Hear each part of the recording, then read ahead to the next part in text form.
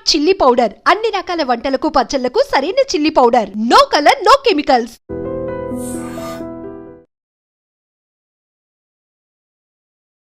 నమస్కారం, welcome to I dream. Dharma Margam with Vijitha కార్యక్రమానికి స్వాగతం.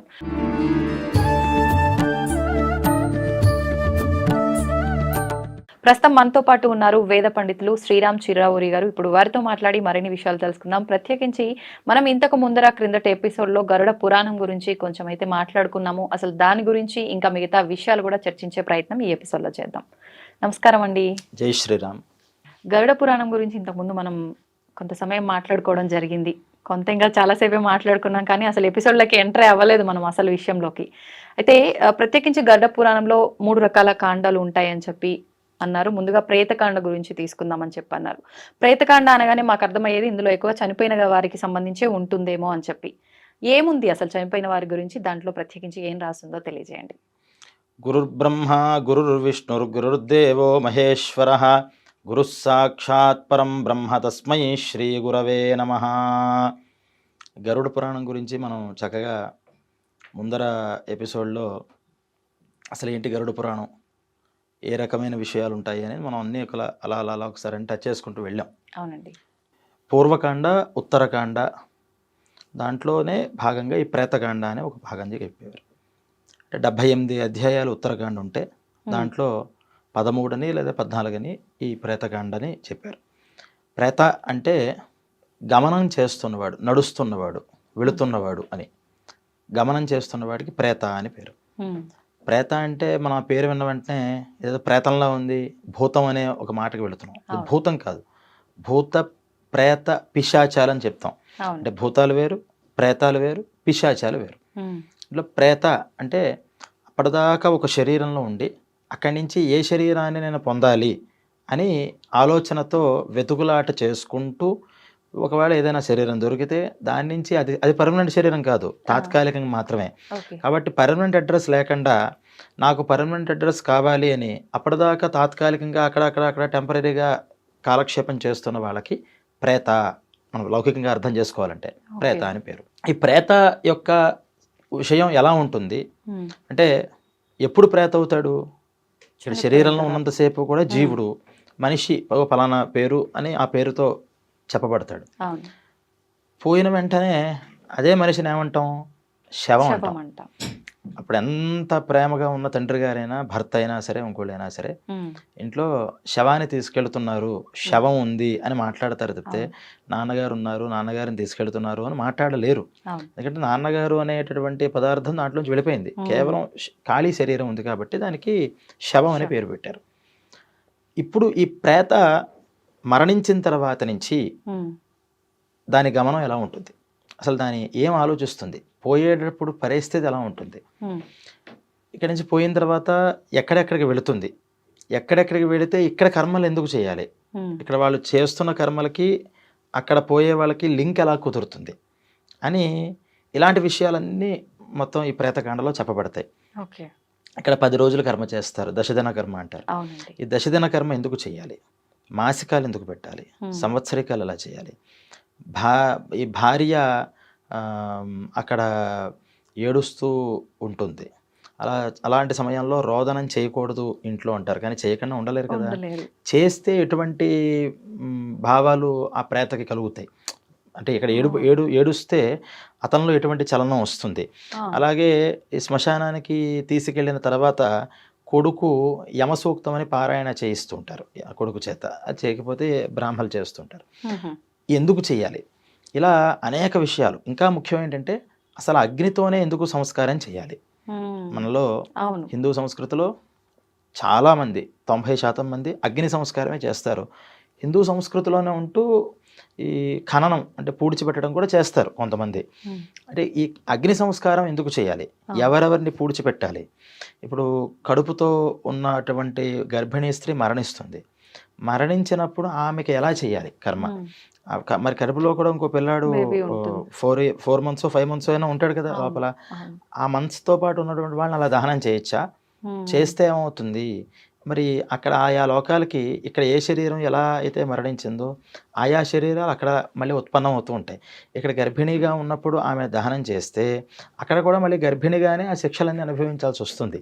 ఇద్దరు అంది ఖచ్చితంగా. అందుకని ఏం చెప్పారు అంటే గర్భిణిగా ఉన్న స్త్రీకి గర్భం అయిన తర్వాత మనం మరణం అయిపోతే కనుక లోపల నుంచి ఆ పిండాన్ని వేరు చేసి అప్పుడు దాన్నేమో పూడ్చమని పిండాన్ని ఈ గర్భిణిని ఖననం చేయమని చెప్పారు విషయాలు. ఇలా అలా అనేక విషయాలు చెప్తూ ఇక్కడ జరుగుతున్నటువంటి పాపాలు అంటే ఈ పాపాలు ఏ పాపాలు చేస్తే ఎటువంటి యాతనలు అక్కడ వస్తాయి అనేది కూడా సందర్భవశాత్తు చెప్పుకుంటూ వెళ్ళారు. ఆ పాపాల నుంచి మరి ఇక్కడ ఉన్నప్పుడు వాడు దాని నుంచి బయటపడడానికి అవకాశం ఉంటుంది, కానీ అక్కడ యాతన శిక్షలు పడిన తర్వాత ఇప్పుడు ముందరగానే మనం తప్పు ఒప్పు తెలుసుకుని సక్రమంగా మనం ఉండాలి సమాజంలో. మనకెవరు టీచ్ చేయలేదు, టీచ్ చేసినా మనం నేర్చుకోలేదు, తప్పు చేసాం, మనకి శిక్ష పడింది, జైల్లోకి మనల్ని పెట్టారు, కోర్టులో మనకు శిక్ష వేశారు. ఇప్పుడు నేను అక్కడ శిక్ష అనుభవిస్తూ నేనేం చేయగలుగుతా? ఆ తప్పిదాన్ని మళ్ళీ చేయలేము. సత్ప్రవర్తనని మాత్రమే పెట్టుకోగలుగుతాం. సత్ప్రవర్తన కనుక ఉందంటే కనుక కొంత సడలింపు చేస్తారు. మరి ఈ నరకలోకాల్లో ఈ పాపాల నుంచి వాడు ఎస్కేప్ ఎలా అవుతాడు? సత్ప్రవర్తన అనేది కూడా లేదు అక్కడ. ఇక్కడ ప్రవర్తనలాగా అక్కడ ప్రవర్తనలు ఉండవు. కేవలం శిక్షలు అనుభవించడానికే ఆ శరీరం, శిక్షలు అనుభవించడానికే ఆ లోకాలు.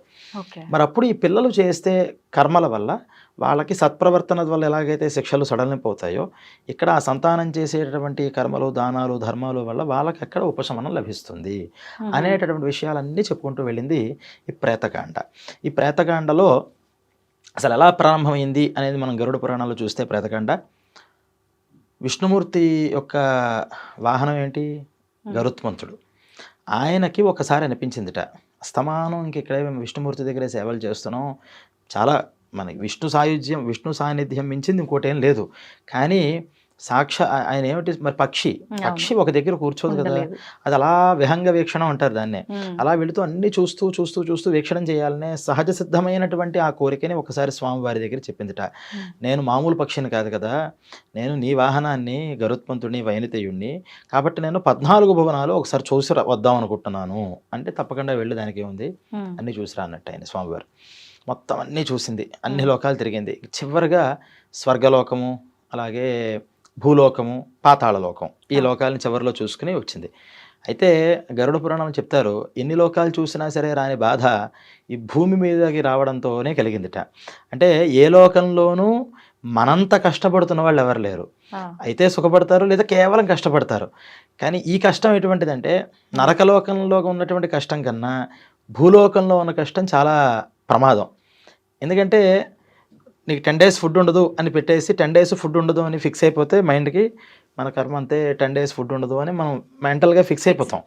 కానీ ఈరోజు నీకు చాలా డెలిషియస్ ఫుడ్ పెట్టానని చెప్పి మళ్ళీ మర్నాడు ఇలా పెడతారేమో అని మనం ఎక్స్పెక్ట్ చేస్తున్నప్పుడు అవతలకు పోన్నాం అనుకోండి, దాన్ని వెంటనే మనం తీసుకోవడం చాలా కష్టమైపోతుంది. భూలోకంలో ఉన్న కష్టాలు అనేది ఇలాగే ఉంటాయి. ఒక మంచి జరుగుతుంది, మన ఇంత మంచి జరిగింది, ఇంతమంది నన్ను పొగిడారు అనుకునే లోపలే మళ్ళీ 10 మంది మళ్ళీ అదే పొగిడిన వాళ్ళు మళ్ళీ విమర్శిస్తూ ఉంటారు.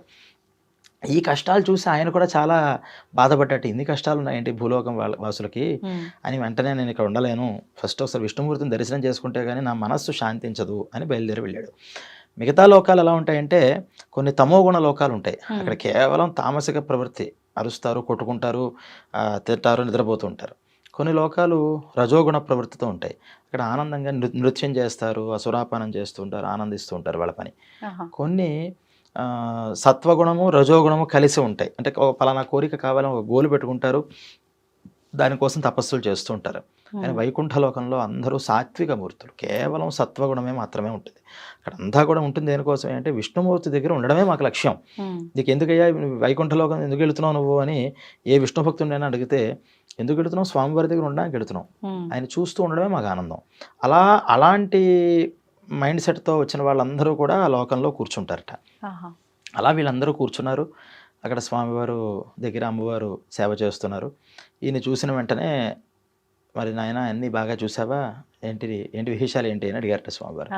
చూడడంతోనే వీళ్ళంతా అన్నీ బాగున్నాయి స్వామి, కానీ భూలోకానికి మించినటువంటి లోకం లేదు, కానీ అంత కష్టమైన లోకం కూడా లేదు. ఎందుకంటే ఎవరైనా ఏదైనా సాధించాలి అంటే ఆ లోకాల్లో ఇక్కడ చేసినటువంటి పుణ్యాలు పాపాలు అనుభవం తప్పితే ఎర్నింగ్స్ లేవు. గుడ్ ఎర్నింగ్స్ ఆర్ బ్యాడ్ ఎర్నింగ్స్ని అక్కడ మనం యూజ్ చేయాలంతే, తప్పితే సంపాదిద్దామంటే లేదు. స్వర్గలోకం వెళ్ళడం అనే పుణ్యం సంపాదిస్తాం లేదు.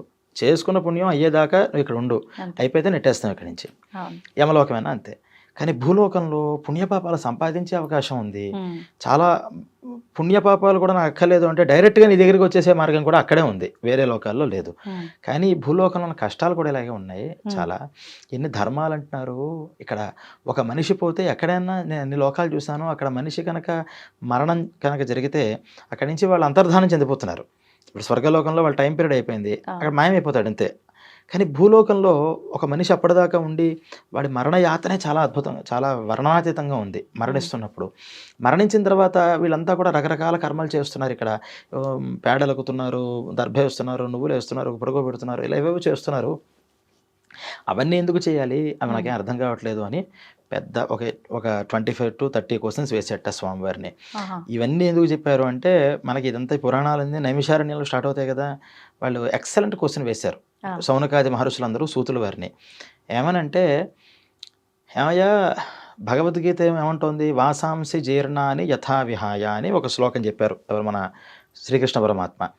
ఈరోజు కట్టిన బట్ట వదిలేసి రేపు మళ్ళీ కొత్త బట్ట ఎలాగైతే మనం కట్టుకుంటున్నామో, ఈ జీవుడు కూడా కొంతకాలం ఈ శరీరంలో ఉంటాడు, దీని ఎక్స్పైరీ డేట్ రావడంతోనే ఇది వదిలేస్తాడు, ఇంకో శరీరానికి వెళ్ళిపోతూ ఉంటాడు అని చెప్పారు. మళ్ళీ కొన్ని చోట్ల ఏమని చెప్తారంటే, ఇక్కడ మరణించిన తర్వాత యమలోకానికి వెళ్తాడు, అక్కడ ఆ శిక్షలన్నీ అనుభవించిన తర్వాత మళ్ళీ పుడతాడు అని. ఈ రెండిట్లో ఏది కరెక్ట్? మరి ఈ రోజు నేను బట్టలు విప్పి రేపు ఇంకో బట్టలు నేను వేసేసుకుంటున్నాను, టైం ఇక్కడ కంటిన్యూటీ ఉంది. కానీ ఈ యమలోకము శిక్షలు అనే దగ్గర మళ్ళీ గ్యాప్ వస్తుంది. ఈ రెండిట్లో ఏది అసలు కరెక్ట్ అని ఆయన దగ్గర అడిగితే అప్పుడు సేమ్ దీనికన్నా ఎక్కువ క్వశ్చన్స్, ఇలాంటి క్వశ్చన్సే గరుత్మంతుడు వేశాడు. దానికి మీకు చెప్తాను వినండి అని ప్రేతకాండ అంతా కూడా మనకి సూతుల వారు స్టార్ట్ చేసినట్లుగా గరుడ పురాణంలో చెప్పబడింది. దాంట్లో అనేక, అంటే మనం ఎపిసోడ్స్ చేయడంలో కూడా ముఖ్య ఉద్దేశం ఏంటంటే, ఏ కర్మలకి ఏ శిక్షలు అని ఒక్కటి తెలుసుకున్నంత మాత్రాన మనకి ఉపయోగం ఉండదు. ఎందుకంటే ఇప్పుడు ఈ కలియుగంలో ఇది చేస్తే తప్పు, ఇది చేస్తే ఒప్పు, ఇది చేస్తే పాపం వస్తుంది, ఇది చేస్తే పుణ్యం వస్తుందని చిన్నపిల్లాడి దగ్గర అందరికీ తెలుసు. మనం ఏమనుకుంటాం, అమ్మ మనకు తెలియని ధర్మాలు చాలా ఉన్నాయి, తెలిసిన ధర్మాలే మనం ఫాలో అవ్వం. మనకు తెలుసు అబద్ధం ఆడకూడదు, తెలియదా అందరికీ, ఆడితే ఏమైంది అనే నేచర్ ఉంటుంది ఇక్కడ. కాబట్టి అబద్ధం ఆడితే పలానా శిక్ష వస్తుంది అని చెప్పేసినంత మాత్రాన అమ్మో మనం అబద్ధం ఆడకుండా ఉండాలి అని ఒక మైండ్ సెట్ రాదు. దానికి పూర్వాంగం అసలు దాన్ని మనం నమ్మాలి అంటే ఫస్ట్ నుంచి ఏం జరుగుతోంది, ఇక్కడ నుంచి మరణించిన తర్వాత ఉన్నటువంటి ప్రపంచం అలా ఉంటుంది అనే విషయాలు కూడా మనం తెలుసుకుంటే మనం ట్రాన్స్లోకి వెళ్ళి అప్పుడు మనకి తప్పొప్పులు చెప్తే, బాబు నీ జర్నీ ఇలా ఉంటుంది, నెక్స్ట్ జర్నీ ఇక్కడ నుంచి. అంటే ఇప్పటిదాకా నా ప్రపంచంలో మీరు ఉన్నారు, ఇండియాలోనే పుట్టారు, ఇక్కడే ఉన్నారు, రేపు ఎప్పుడో మీకు అబ్రాడ్ ఆఫర్ వస్తుంది, మీరు ఎప్పుడు వెళ్ళలేదు అక్కడికి, అమ్మ నాకు వెళ్ళాలంటే ఎలాగా, ప్రాసెస్ ఏంటి, ఇవన్నీ మీరు తెలుసుకుని అప్పుడు మీరు అక్కడికి వెళ్ళిన తర్వాత అక్కడ లా ఎలా ఉంటుంది అనేది మీరు తెలుసుకోవాలి. అవేం తెలుసుకోకుండా ఇప్పుడే అక్కడ కార్లన్నీ కూడా లెఫ్ట్ సైడ్ నుంచి వెళ్ళవట, రైట్ సైడ్ నుంచి వెళుతూ ఉంటాయట, స్టీరింగ్స్ ఎలా ఉంటాయట అంటే దానివల్ల మీకు ఉపయోగం ఏంటి? ఊహో అనుకుంటారు అంతే, ఇది ఫాలో అవ్వాలి అని మీరు పెట్టుకోరు. కానీ మీకు కావాల్సింది ఏంటి, ఫస్ట్ ఇక్కడి నుంచి నేను ఎలా వెళ్ళాలి, వెళ్ళినప్పుడు అక్కడ కరెన్సీ ఏంటి, అక్కడ ఉన్నటువంటి సిస్టమ్ ఎలా ఉంటుంది, ఆ రూల్స్ ఏంటి అని అన్నీ మీరు తెలుసుకుని అప్పుడు మీరు వెళ్ళిన తర్వాత అక్కడ దాకా మీరు జర్నీ చేసిన తర్వాత నేర్చుకోవాల్సిన కొన్ని ఉంటాయి. అలా ఫస్ట్ బేసిక్గా ఇవన్నీ మనం తెలుసుకోవాలి. ఏది, ఇక్కడి నుంచి మన నెక్స్ట్ జర్నీ ఎలా ఉంటుంది, ఆ జర్నీలో మనం ఏం జరుగుతోంది, ఆ జరగడానికి లాజికల్గా మనం ఇప్పుడు దాని అనుభవంలోకి తెచ్చుకుంటున్నామా లేదా. అంటే ఇవన్నీ శాస్త్రాలన్నీ తప్పు కాదు, కానీ నమ్మే వాళ్ళకి తప్పు కాదు అని నమ్మకంతో చేస్తారు. నమ్మని వాళ్ళ పరిస్థితి, అందుకనే ఈ రోజుల్లో ఏమంటారు, నమ్మితే ఉన్నాడు దేవుడు, నమ్మకపోతే లేడు. నమ్మినా నమ్మకపోయినా దేవుడు అనేవాడు ఉన్నాడు, మన నమ్మకం డిపెండ్ అయ్యే లేదు. అది మనం నమ్మితే మనం సక్రమంగా ఉంటాం, నమ్మకపోతే అలాగే ఉండిపోతాం. ఎందుకని ఇప్పుడు కొంచెం ఏంటంటే, ఇప్పుడు ప్రతి ఒక్కళ్ళు లాజికల్గా క్వశ్చనింగ్ చేస్తూ ఉండడం, దానికి అదే విధానంగా వాళ్ళు సమాధానం వినాలి అనడం. ఇప్పుడు అన్నీ మనం ప్రత్యక్షంగా నిరూపణ చేయలేం. ఎందుకంటే ఫర్ ఎగ్జాంపుల్ మరణించేటప్పుడు ఈ గరుడ పురాణంలో చెప్తారు, 1000 తేళ్ళు ఒక్కసారి కుడితే ఎలాంటి నొప్పి వస్తుందో మనిషి పోతున్నప్పుడు అంత నొప్పిని అనుభవిస్తాడు అని. ఎవరైనా ఏ మనిషి అయినా సరే ఆ గ్రంథుల నుంచి ఆ ప్రాణాలని తీస్తారు. ప్రాణాలని 5 రకాల ప్రాణాలని దాంట్లోకి బయటికి తీసేటప్పుడు అప్పటిదాకా చాలా కాలం దీంట్లో పెనవేసుకుని ఉండిపోయింది కదా, శరీరంతో మమకారం ఉంది, మానసికంగా అందరితోనూ రిలేషన్స్ ఉన్నాయి, అన్నీ కట్ చేయాలి. అన్నీ కట్ చేసి ఒక్కసారి లాగేటప్పుడు ఆ నొప్పి ఎలా ఉంటుంది అంటే శరీరం నుంచి బయటికి వస్తున్నప్పుడు 1000 తేళ్లు కుడుతున్నట్టు నొప్పి వస్తుంది అన్నారు.